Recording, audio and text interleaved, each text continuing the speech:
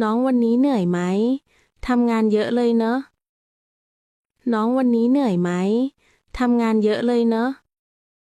น้องวันนี้เหนื่อยไหมทำงานเยอะเลยเนอะညီမရေဒီနေ့မောလာအလုပ်တွေအရန်များတယ်နော်เหนื่อยนิดหน่อยค่ะแต่ไม่เป็นไรค่ะหนูโอเคเหนื่อยนิดหน่อยค่ะแต่ไม่เป็นไรค่ะหนูโอเคเหนื่อยนิดหน่อยค่ะแต่ไม่เป็นไรค่ะหนูโอเคကိစ္စမရှိပါဘူးရှင်နည်းနည်းပဲမောပါတယ်သမီးအဆင်ပြေပါတယ်ရှင်ถ้าไม่ไหวบอกได้นะ จะได้ช่วยกัน ถ้าไม่ไหวบอกได้นะ จะได้ช่วยกัน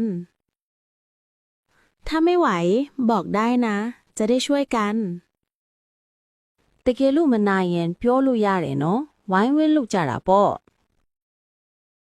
ขอบคุณมากค่ะ เจ้านายใจดีจริงๆ ขอบคุณมากค่ะ เจ้านายใจดีจริงๆ ขอบคุณมากค่ะ เจ้านายใจดีจริงကျေးဇူးအများကြီးတင်ပါတယ်ရှင်တထဲကတကယ်ပဲသဘောကောင်းတယ်